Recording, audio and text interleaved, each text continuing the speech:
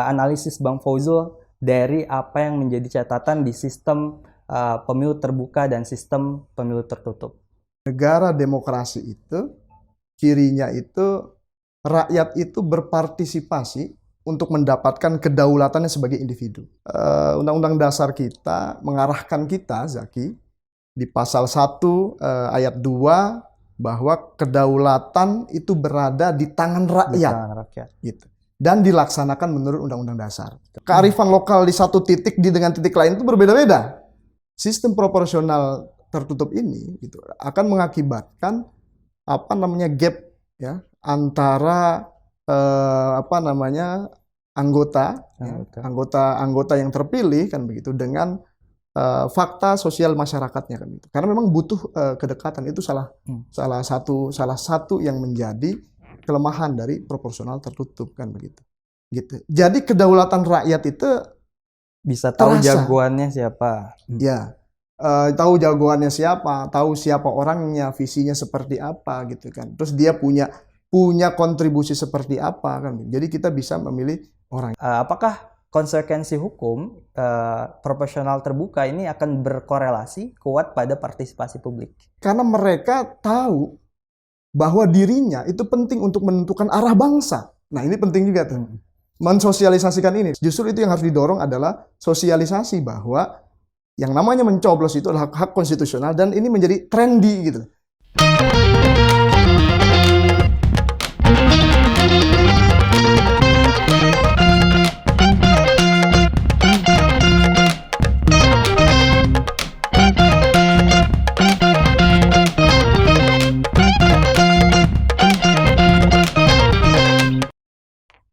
Assalamualaikum warahmatullahi wabarakatuh. Halo Sobat Forum, selamat datang di podcast Forum Cakra, yakni podcast kolaborasi antara Forum Keadilan dengan Cakra Data. Baik, kawan-kawan semua, kita hari ini akan hadir dengan sebuah isu yang masih hangat dan tentunya ini menjadi catatan yang perlu kita perhatikan. Dan di depan saya ada sosok yang luar biasa, yakni Bang Fauzul Azim. Beliau, saya kenal beliau merupakan aktivis dan hari ini juga beliau praktisi hukum yang masih mendampingi masyarakat. Dan sebelumnya saya belum memperkenalkan diri. Perkenalkan, nama saya Zaki Mustafa Juad dan saya berkesempatan untuk kemudian menjadi host pada kesempatan hari ini. Baik, selamat datang Bang Fauzul. Baik, terima kasih Zaki. Terima kasih. Gimana kabarnya Bang Fauzul? Alhamdulillah baik. Sehat selalu. Tadi ada agenda terlebih dahulu. Ya, jadi sebelum kesini tadi kita habis bertemu dengan masyarakat Tanah Merah. Kebetulan kita diminta dari tim advokasi pembela Tanah Merah. Kita sebagai kuasa hukumnya yang memperjuangkan hak-hak atas korban kebakaran beberapa waktu silam. Wah, luar biasa. Masih mendampingi masyarakat sampai saat ini ya. Amin, semoga konsisten.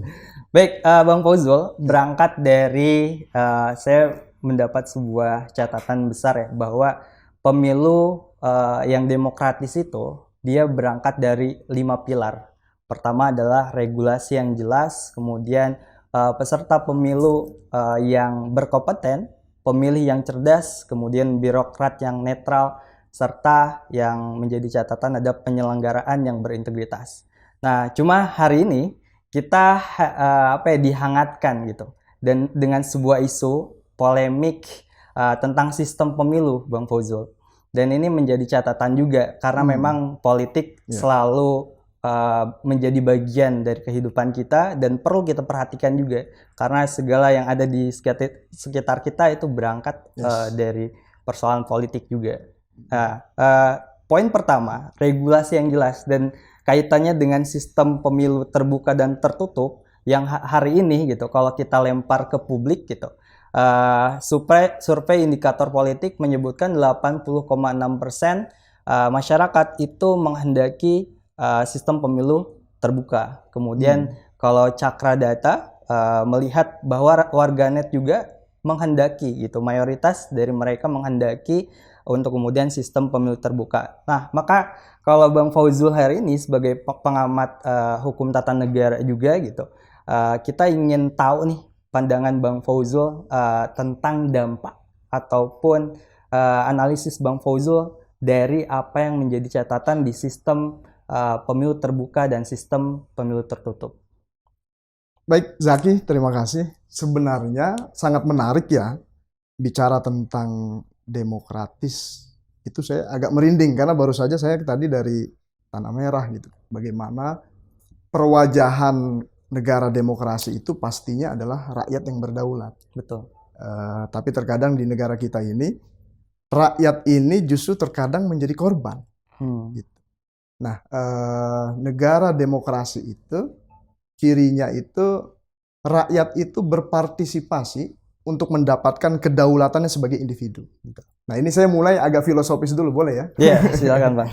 Karena memang kita harus diingatkan kembali bahwa Undang-Undang Dasar kita mengarahkan kita, Zaki, di pasal 1 ayat 2 bahwa kedaulatan itu berada di tangan rakyat. Di tangan rakyat. Gitu. Dan dilaksanakan menurut Undang-Undang Dasar. Baru pasal 1 ayat 3-nya negara Indonesia adalah negara hukum. Artinya ada makna kedaulatan rakyat dan ada makna negara hukum. Makanya kenapa kita disebut negara hukum yang berkedaulatan rakyat. Nah, maksudnya apa? Maksudnya adalah bahwa dalam konteks pemilu pun kita harus berpikir bagaimana sistem pemilu ini yang memang menjadi perwajahan dari demokrasi kita ini bisa berorientasi pada kedaulatan rakyat, berorientasi pada rakyatnya sebagai individu yang punya hak untuk memilih. Ya. Jadi demokrasinya nih kita bicara demokrasi substansial gitu. Dan salah satu perwajahan dari demokrasi itu adalah pemilu. Jadi bukan hanya bicara prosedural gitu. Makanya tadi menarik nih di awalnya Zaki menyampaikan bicara tentang negara kita yang demokratis dan lain sebagainya. Nah, berkaitan dengan orang tertarik sistem pemilu dengan proporsional terbuka atau dengan sistem pemilu proporsional tertutup. Itu kan ada dua. Tapi ini varian. Sistem pemilu di dunia itu ada sistem pemilu proporsional, sistem pemilu distrik dengan mayoritas, dan sistem pemilu yang campuran. Gitu. Dan sistem pemilu lainnya ya. Ada banyak sistem pemilu kalau kita lihat di seluruh dunia. Nah, ini sistem pemilu di dunia itu ada beberapa hal tadi yang saya sebutkan. Nah, tapi kalau bicara tentang sistem pemilu proporsional terbuka tertutup itu adalah varian. Yang dimaksud dengan proporsional itu adalah jadi ada proporsi di sana. Ada proporsi, ada persentase yang dijadikan kursi gitu. Jadi dia misalnya dapat 20%, maka 20% kursi itu kan seperti itu. Jadi bukan yang menang itu yang jadi kan begitu. Nah, sistem kita itu dari sudah lama ya, itu menggunakan sistem proporsional yang sistem proporsional. Walaupun dalam sejarahnya dimulai dari sistem proporsional tertutup dan menjadi terbuka. 1955 sampai 2004 itu tertutup. Kemudian berubah di 2009 akhirnya terbuka ya Bang. Iya. Baik Bang, berarti secara dampak konsekuensi hukum itu seperti apa Bang ketika perubahan ini terjadi misal di antara yang terbuka dan tertutup itu konsekuensi hukumnya kayak gimana? Pertama kita harus tahu bahwa sistem pemilu itu, apakah sistem pemilu itu regulasinya ada di dalam konstitusi atau ada di dalam undang-undang atau ada di peraturan pelaksananya. Jadi ini juga kita harus melihat nih, kan begitu. Nah, konstitusi kita itu memang menjelaskan berkaitan dengan bahwa proses pemilihan DPR dan DPRD itu melalui partai politik kan begitu. Tapi tidak menjelaskan bicara tentang sistem yang tadi. Varian sistemnya itu tidak dijelaskan di situ. Sehingga di sini regulasinya itu diatur di dalam open legal policy. Jadi diatur di dalam regulasi yang dibuat oleh pembentuk undang-undang. Jadi bukan konstitusi kan begitu. Nah, maka ini juga perlu kita perhatikan gitu. Akan tetapi proporsional terbuka, sistem pemilu proporsional terbuka maupun proporsional tertutup memang punya kelebihan dan kekurangannya masing-masing. Ya. Yang jelas kalau konsep proporsional tertutup kan begitu. Artinya ini partai politik yang dicoblosnya adalah partai politiknya, gitu. Tidak ada preferensi siapanya dan lain sebagainya. Tapi partai politik mengantongi nama-nama yang akhirnya, tapi itu tidak terbuka kan? Ya, akhirnya betul. Masyarakat tidak tahu. Masyarakat tidak tahu. Sedangkan kita tahu nih, Zaki, bahwa negara kita ini adalah negara kesatuan Republik Indonesia yang karakternya heterogen. Yeah. Kearifan lokal di satu titik dengan titik lain itu berbeda-beda. Gitu. Jadi di Lampung dengan di Bandung itu berbeda-beda karakternya, karakteristiknya, gaya kepemimpinannya gitu. Sehingga kalau saya melihat ya, sistem proporsional tertutup ini gitu akan mengakibatkan gap ya antara anggota yang terpilih kan begitu dengan fakta sosial masyarakatnya kan gitu. Karena memang butuh kedekatan, itu salah satu yang menjadi kelemahan dari proporsional tertutup kan begitu. Atau sistem yang tadi Zaki sampaikan, sistem proporsional terbuka kan gitu. Sistem proporsional terbuka ini di dalam varian sistem pemilu ini juga pastinya ada kelebihan dan kekurangannya kan begitu. Nah, salah satunya adalah kalau terbuka ini orang itu kan bisa, salah satu kelebihannya orang bisa mengetahui siapa orangnya gitu. Jadi kedaulatan rakyat itu bisa tahu terasa. Jagoannya siapa. Ya, tahu jagoannya siapa, tahu siapa orangnya, visinya seperti apa gitu kan. Terus dia punya kontribusi seperti apa kan. Jadi kita bisa memilih orangnya. Walaupun memang pastinya ada kelemahan dan kekurangannya di antara dua varian sistem pemilu ini ya. Karena tidak ada yang lebih unggul pastinya tuh. Pasti semua ada plus minusnya antara dua varian sistem pemilu, baik yang proporsional terbuka maupun yang proporsional tertutup kan. Yeah. Tapi kalau secara partisipasi publik nih Bang, regulasi sistem pemilu terbuka dan tertutup, kalau kita lihat secara historisnya gitu. Yeah. Di 99, kemudian 2004, dan itu dengan sistem pemilu, ini kita bicara pasca reformasi. 99, 2004, kita hadir dengan proporsional tertutup. Yeah. Dan ternyata kalau secara temuan, secara data, pemilih itu lebih banyak ketimbang proporsional terbuka. Nah, kalau di temuan saya di 2009 sampai 2019 itu kan 17 jutaan sampai gitu. Dia golput ataupun tidak memilih. Sehingga apakah konsekuensi hukum proporsional terbuka ini akan berkorelasi kuat pada partisipasi publik?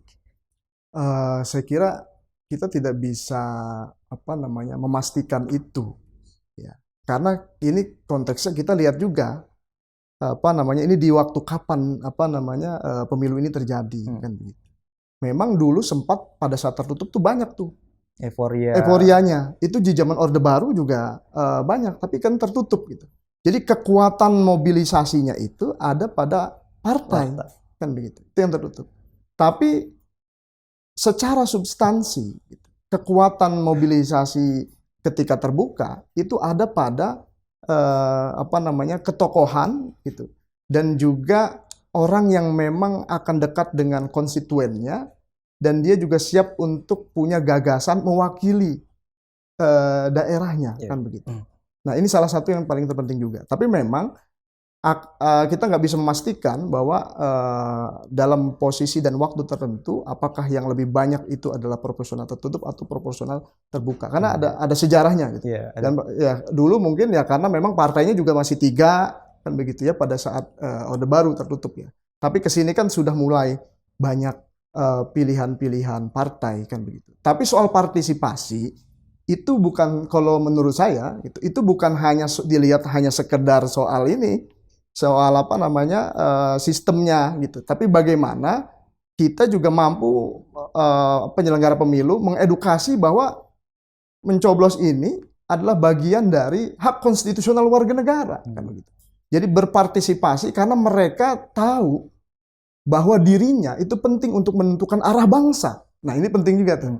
Mensosialisasikan ini. Nah kadang-kadang sekarang apalagi makin kesini orang makin diskusi-diskusi politik kadang-kadang menjadi nomor kesekian. Jadi tidak menjadi prioritas. Justru itu yang harus didorong adalah sosialisasi bahwa yang namanya mencoblos itu adalah hak konstitusional dan ini menjadi trendy gitu. Jadi sesuatu yang menarik gitu. Jadi sesuatu yang gerakan milenial bahwa mencoblos adalah sesuatu yang kekinian. Menarik. Nah, itu juga harus diperhatikan. Bukan hanya soal sistemnya kan. Baik. Dari apa yang Abang sampaikan, saya ngelihat Abang kecenderungannya lebih ke sistem proporsional terbuka. Dengan tadi beberapa catatan kaitannya dengan demokratisasi. Nah, menurut Abang, apakah demokratisasi antara sistem pemilu tertutup dan terbuka itu, ketika terbuka itu kan kita bisa milih calonnya secara langsung. Artinya ada keterlibatan dari individu-individu untuk kemudian menegaskan siapa yang pantas untuk kemudian menjadi perwakilannya. Sedangkan kalau tertutup ya ada istilah kayak kita ngambil kucing di itu karung gitu kan. Nah itu menurut Abang seperti apa? Iya. Kita juga nggak apa-apa ya, ini agak sedikit saya sampaikan bahwa kita juga nggak bisa menyampaikan bahwa ketika tertutup membeli kucing dalam karung. Kita juga harus punya semangat ini, Zaki, semangat mendorong bahwa partai politik ini adalah elemen penting untuk memproduksi tokoh-tokoh, memproduksi para pejuang-pejuang demokrasi, memproduksi para kader-kader pemimpin, kan begitu. Nah, tapi memang perlu evaluasi apakah sudah siap ya, dan apakah memang partai politik sudah punya kompetensi ke sana gitu. Tapi saya kira setiap partai politik itu punya sistem pengkaderan, bahkan punya ideologinya masing-masing. Walaupun keberjalanannya masih penuh dengan korektif kan begitu. Nah itu juga penting. Maksudnya ini juga jangan kita beranggapan bahwa ketika proporsional tertutup kita membeli kucing dalam karung, karena memang orang partai politik juga kan isinya adalah orang yang punya hak konstitusional untuk dipilih dan isinya adalah para tokoh-tokoh bangsa, para warga negara yang dia sedang melakukan pendidikan politik, pendidikan kepemimpinan dari salah satu partai politik yang dia berproses di sana kan begitu. Nah, untuk yang proporsional terbuka, memang kita bisa mengetahui gagasannya, orangnya kan begitu. Siapanya kita mengetahui. Walaupun memang ada dampak terhadap kos yang sangat besar gitu loh, terhadap kampanye dan lain-lain kan begitu. Ini nggak dipungkiri ya, berapa banyaknya ya mungkin orang politik yang tahu berapa wilayah-wilayah transaksionalnya gitu ya, dalam artian adalah bertransaksi untuk hal-hal yang memang dibolehkan, kampanye dan lain-lain itu sangat sangat besar sekali. Nah berbeda dengan proporsional tertutup kan begitu. Tapi dengan proporsional tertutup juga untuk dia mencari pemimpinnya gitu. Jangan sampai hanya memindahkan proses ini gitu, proses transaksional ini justru ke wilayah, ke internal partai politiknya gitu. Nah, justru ini kan hanya sekedar memindahkan masalah baru dengan masalah yang lainnya kan begitu. Baik, Bang. Kalau dari proses persidangan di MK yang akhirnya mungkin kemarin Bang Denny Indrayana kemudian disaut oleh Pak Mahfud MD juga, kemudian ada proses dari Ale Gerindra yang bahkan mungkin dia mengancam adu kekuatan gitu. Nah, yang menjadi catatan dari proses persidangan itu, saya ingin tahu pandangan Abang ya terkait proses di persidangan yang kemarin dalam proses wacana di MK itu. Hakim MK sempat membuka beberapa wacana diskusi yang akhirnya menjadi catatan. Pertama, ada Hakim MK yang akhirnya ngebuka wacana hybrid gitu, sistem pemilu yang hybrid. Kemudian yang kedua, persoalan apakah sistem pemilu atau perubahan ini tuh di 2004 atau 2009 sampai pada ada isu yang itu berkaitan dengan ada katanya 6 hakim yang dia mendukung proporsional tertutup, kemudian 3 dissenting opinion gitu. Nah, kalau menurut Abang, apakah proses dari MK kemudian gugatannya juga gitu terkait dengan sistem pemilu tertutup atau terbuka ini, dia menyalahi ataupun melampaui kewenangan dari MK tersebut gitu? Karena memang ada DPR juga yang ya tadi Abang sampaikan, ini ranah parlemen gitu. Nah, itu mungkin pandangan Abang seperti apa? Kalau saya melihat, Mahkamah Konstitusi ini kan pengawal, MK ini kan pengawal konstitusi, the guardians of constitution. Yeah. Jadi ini di bawah kekuasaan kehakiman juga, karena di dalamnya ada 9 hakim Mahkamah Konstitusi, perwakilan dari legislatif, dari Mahkamah Agung, dan juga perwakilan dari pemerintah, kan begitu.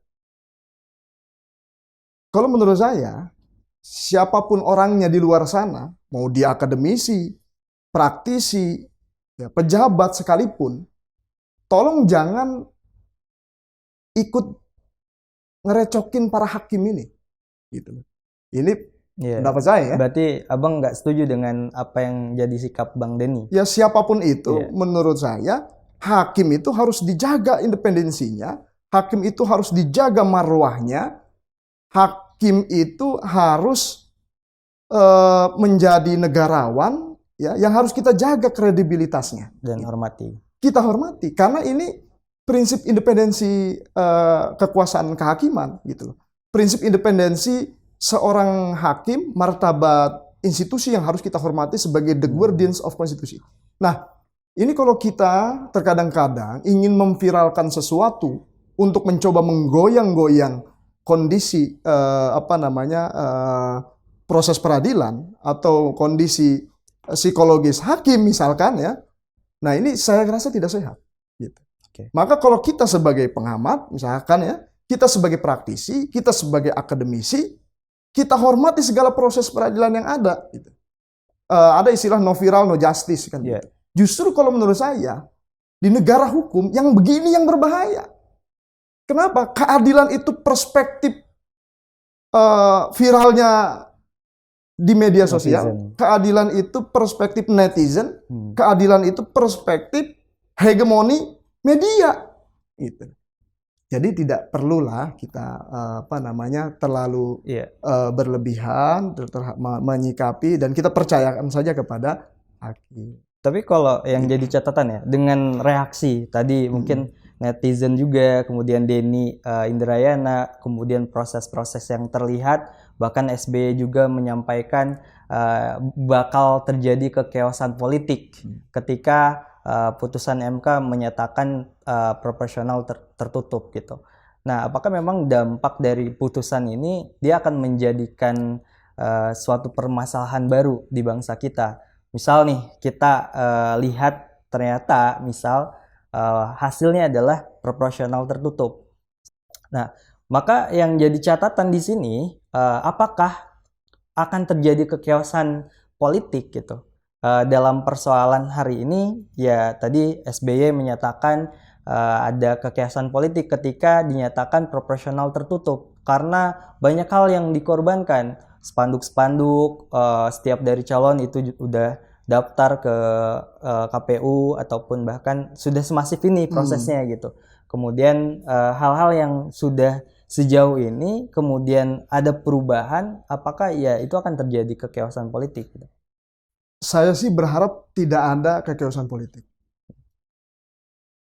Tapi saya lihat ini ada kemunduran demokrasi, gitu. Kenapa para elit politik sekarang bicaranya sibuk terkait demokrasi prosedural? Kita harus sudah meninggalkan itu sebenarnya. Memang prosedur dalam pemilihan umum misalkan itu akan mempengaruhi kondisi demokrasi ke depannya. Tapi kita juga harus memikirkan demokrasi secara substansial gitu. Apa gagasan-gagasan untuk bisa mendaulatkan rakyat? Kan gitu. Apa ide-ide untuk menjaga aspek-aspek kemanusiaan dalam konsep hak asasi manusia. Apa ide-ide agar supremasi hukum itu terjaga. Jadi kita tidak berkutat pada demokrasi yang prosedural, Tapi substansial. tapi demokrasi yang substansial. Nah, kan kalau demokrasi prosedural yang selalu dibahas, artinya ini adalah tools untuk mencapai kekuasaan. Gitu. Emang elit politik sekarang sedang haus kekuasaan, tidak haus ide dan gagasan? Kan itu pertanyaan kita. Harusnya ide gagasan. Itu harusnya, Zaki. Harusnya ide dan gagasan. Tapi memang ini jangan sampai membuat kita mundur. Kalau tadi soal chaos, akan terjadi chaos dan tidak, saya sih berdoa tidak akan terjadi chaos. Tapi tadi kita sudah melihat bahwa ada kemunduran perspektifnya dan paradigma para elit politik. Bahkan ada beberapa fraksi ya yang menyatakan sikap di DPR terkait persoalan proporsional tertutup ini, kan begitu. Ada 8 fraksi yang menolak dengan tegas. Yes, ada 8 fraksi yang menolak dengan tegas, kan begitu. Kadang-kadang saya nih sebagai praktisi di lapangan dan juga pengamat memperhatikan itu, kok ini tegas banget loh penyataan sikapnya. Padahal kemarin-kemarin itu banyak sekali persoalan-persoalan di Mahkamah Konstitusi yang sebenarnya harus ada ketegasan dari DPR. Contohnya Undang-Undang Cipta Kerja, kan begitu. Kayaknya sangat menarik pada saat proses Undang-Undang Cipta Kerja itu di Mahkamah Konstitusi ada 8 fraksi atau lebih fraksi menyatakan sikap, kan begitu. Yeah. Maksudnya adalah demokrasi prosedural ini kita masih ada di tahapan itu, dan pada akhirnya semua elit bicara tentang itu. Sedangkan itu tools untuk mendapatkan kekuasaan. Walaupun memang pada akhirnya cara ini akan menghasilkan kondisi demokrasi ke depan. Tapi kita kan memonitoring nih gimana persoalan-persoalan MK yang lainnya selain hanya sekedar prosedural pemilu ini gitu ya. Apalagi ini bicara tentang varian. Sistem pemilu itu kan. Kalau Abang sendiri melihat dari proses persidangan MK gitu yang dimulai 22 November 2022 kemarin, ada 6 penggugat kan yang menghadirkan JR ke MK di Undang-Undang Nomor 7 tahun 2017. Dan ini yang menjadi menarik kan, sudahlah kita lihat prosesnya, dan kayaknya menurut Abang ya, kayaknya ya mungkin semisal dari bacaan Abang, MK ini bakal mengarah pada kebijakan yang mana atau putusan yang mana gitu. Apakah terbuka atau tertutup? Ya, kita pertama harus serahkan ini kepada yang mulia hakim gitu ya, untuk bisa memberikan perspektif dan argumentasi yang konstitusional. Nanti masyarakat akan melihat apakah dasar-dasar alasan-alasannya itu konstitusional atau tidak, kan begitu. Tapi kalau saya secara pribadi melihat bahwa ini kan soal tadi varian sistem pemilu, kan. Sedangkan di Undang-Undang Dasar kita dijelaskan bahwa prosesnya ini dengan partai politik, kan begitu, dengan parpol, kan. Tidak secara spesifik membahas sistem pemilunya. Nah, maka ini apakah menjadi objek dari judicial review, kan begitu. Dan kita lihat juga apakah sistem varian pemilu ini itu bisa diatur menjadi legal open policy, ya, yang memang ini adalah kebijakan terbuka oleh pembuat undang-undang untuk membuat undang-undang sebagai teknis pelaksanaan gitu. Ataukah memang ini menjadi satu yang bisa diuji material gitu. Apakah konstitusional atau tidak konstitusional, kan gitu. Nah, kalau saya lihat justru ini open legal policy, kan begitu. Bicara tentang harusnya ini. Bicara di parlemen. Harusnya seperti itu, kan begitu. Oke. Berarti menyalahi kewenangan atau tidak kalau secara konstitusi yang Abang lihat? Untuk yang mana? Untuk kewenangan MK dalam persoalan tertutup dan terbuka, apakah it's okay atau sebenarnya tadi kalau Abang bilang kan itu Nanti legal itu policy. akan dilihat oleh hakim Mahkamah Konstitusi, kan begitu. Nanti dia akan menilai. Cuman secara pribadi saya melihat bahwa ada beberapa hal yang memang apakah ini memang bagian dari objek uji material atau tidak, kan begitu. Memang di dalam norma sebuah peraturan, kan begitu ya. Kalau kita menganut pada teorinya Merkel, apa namanya, das Doppelterrechtsanlich, itu bicara tentang bahwa norma itu selalu ada dua wajah, ya, ke atas bersumber dan ke bawah sebagai sumber bagi yang lainnya. Nah, maka yang ke atas ini sebagai sumber ini, maka sumbernya itu di dalam Undang-Undang Dasar, ya, maka yang di bawah adalah bersumber kepada yang di bawahnya, kan begitu.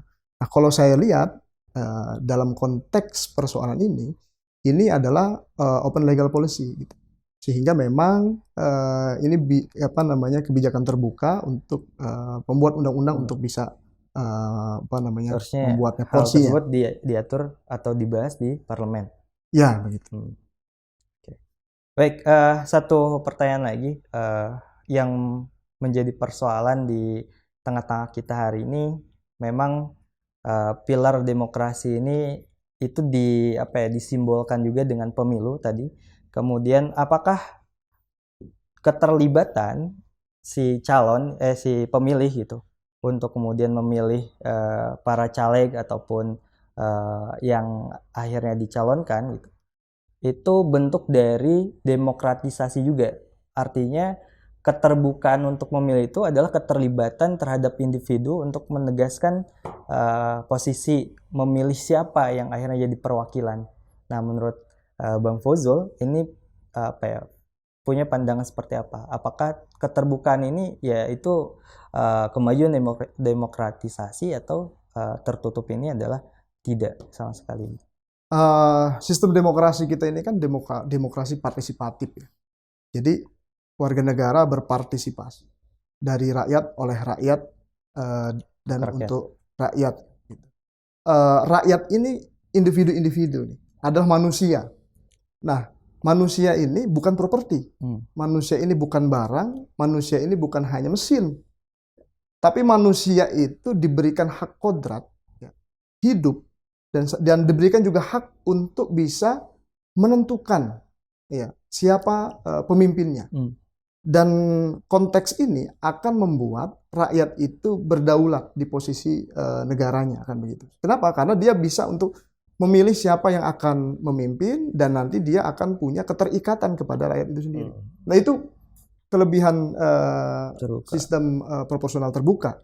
Akhirnya rakyat memandatkannya dan yang diberikan mandat oleh rakyat itu akan punya kontribusi untuk berarti itu rakyat. kemajuan demokratisasi atau tidak? Kemajuan demokratisasi. Oke. Baik, Sobat Forum, sudah 30 menit kita... Oh, nggak kerasa ya? Sudah 30 menit ya? Alhamdulillah, jadi banyak hal juga yang sudah kita bahas. Dan catatan terpenting dari proses kita hari ini, Sobat Forum harapannya kita setia mengawal bagaimana persoalan perpolitikan di Indonesia. Karena sejatinya apa yang terjadi di tengah-tengah kita biasanya nggak lepas dari persoalan politik. Termasuk hadirnya teman-teman dengan pendidikan, hadirnya teman-teman dengan persoalan ekonomi dan seterusnya. Nah, maka terima kasih sudah setia menonton kita Sobat Forum dan kita sudahi pertemuan ini. Terima kasih Bang Fozul. Sama-sama, Zaki. Semoga sehat selalu Bang Fozul. Amin ya rabbal alamin. Terima kasih. Dan terima kasih. Wassalamualaikum warahmatullahi wabarakatuh. 3, 2